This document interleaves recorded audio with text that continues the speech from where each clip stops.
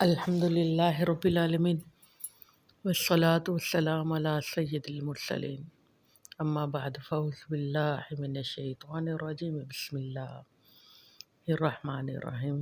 فرمان آخری نبی صلی اللہ علیہ وآلہ وسلم، جس نے مجھ پر ایک مرتبہ درود پاک پڑھا، اللہ رب العزت 10 گناہ اس کے نامہ اعمال سے مٹا دیتا ہے۔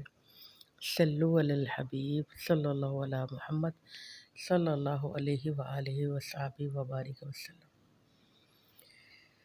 مدنی کریم صلی اللہ علیہ وآلہ وسلم کے غلام جو آپ فرماتے ہر کام وہ بجا لاتے، آپ کے ہر حکم پر وہ اپنا سب کچھ لٹانے پر تیار ہو جاتے۔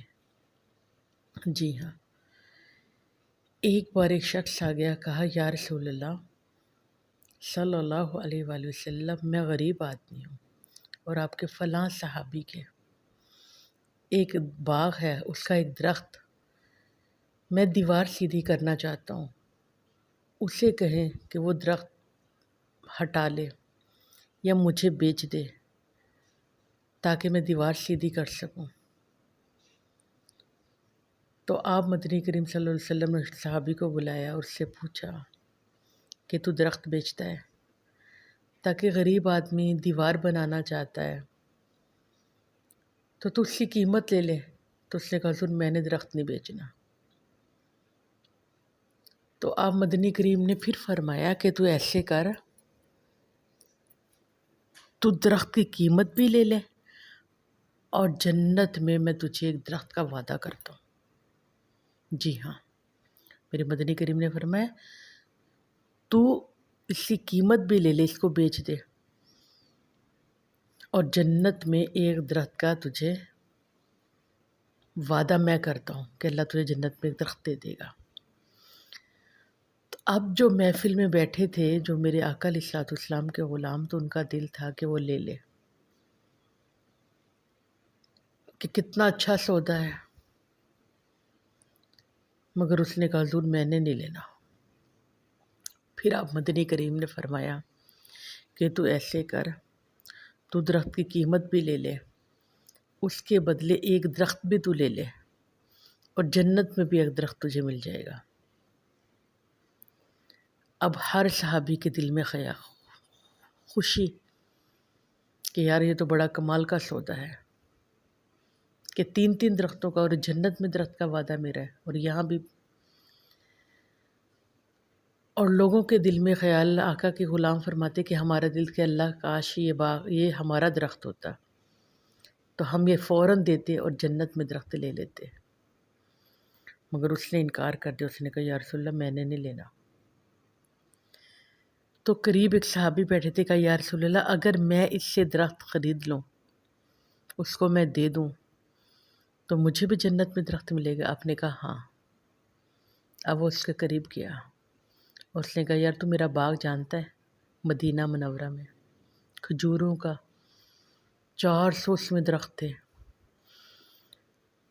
اور اس میں بہترین محل بھی تھا عالی شان، اور میٹھے پانی کا کنواں بھی، اور اس باغ کے نقش و نگار اتنے خوبصورت تھے کہ کوئی انسان آتا وہ اس درخت کو، اس باغ کو دیکھے بغیر نہ جاتا، یعنی کہ اتنا عالی شان اور لاجواب وہ باغ تھا۔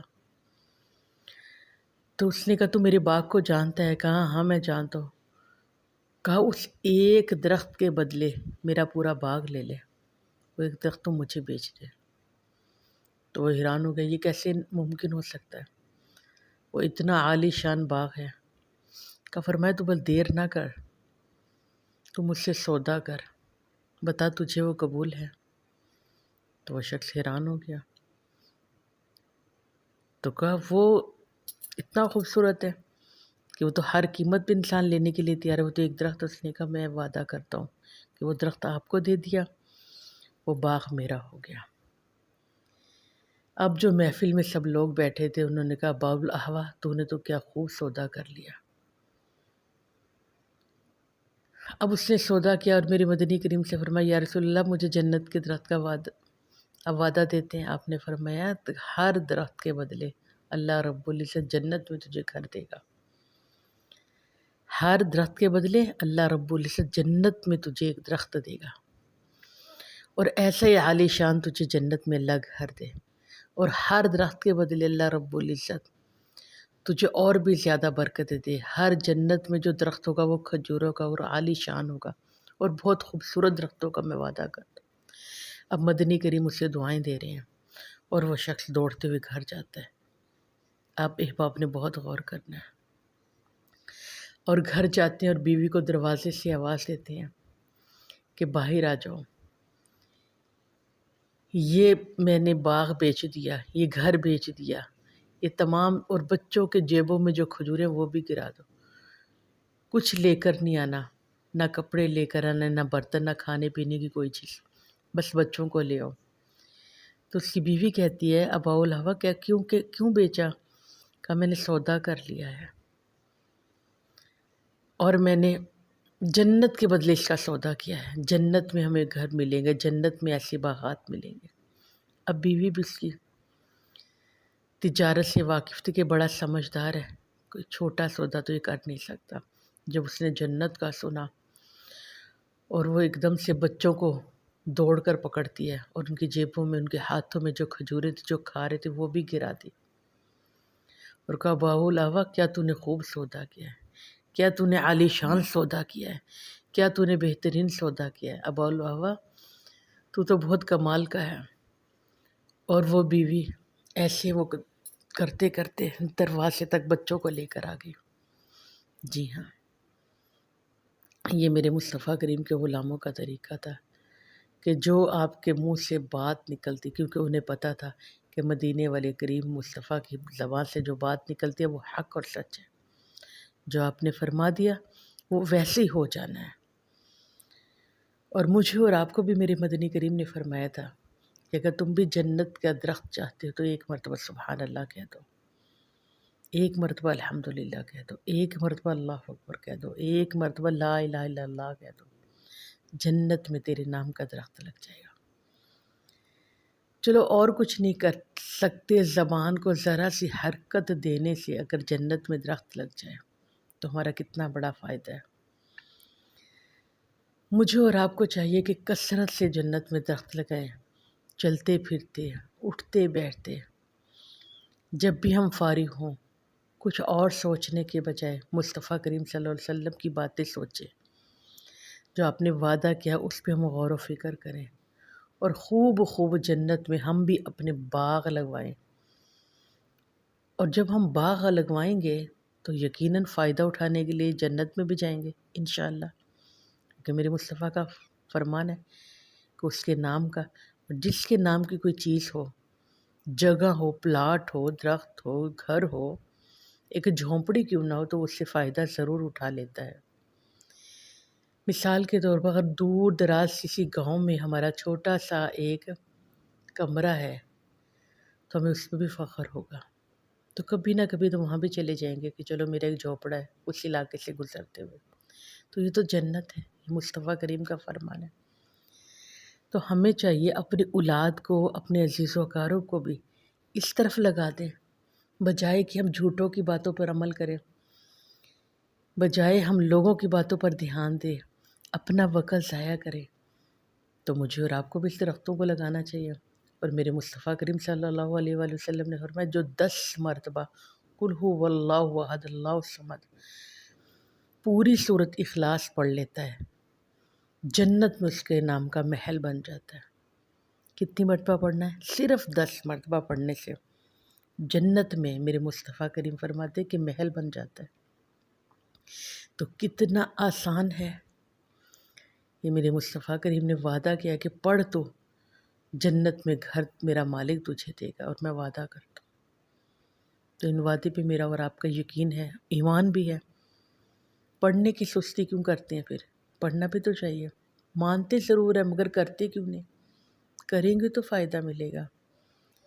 اور میرے مصطفیٰ کریم نے فرمایا کہ جو 200 مرتبہ قل هو اللہ احد پڑھ لیتا ہے، یعنی کہ پوری سورت 200 مرتبہ، موت نہیں آئے گی اسے جب تک دنیا میں اپنا وہ گھر جنت میں نہ دیکھ لے. کتنی بڑی سعادت ہے کہ دنیا میں اللہ پہلے دکھا دیتا ہے، تو مشکل نہیں ہے، اس کا بھی معمول بنانا چاہیے کہ 200 مرتبہ ہم پڑھیں۔ اپنے دوست احباب کو جو ہم تحفے دیتے ہیں تو اس قرآن کی باتوں کے بھی تحفے دیں، میرے مصطفیٰ کریم کی فرمان کے بھی تحفے دیں۔ جیسے ربیع الاول کا مہینہ ہے، ہم خوب درود و سلام پڑھتے ہیں، خوب محفلوں میں ہم جاتے آتے ہیں، سنتے ہیں، اپنے دلوں کو شاد کرتے ہیں۔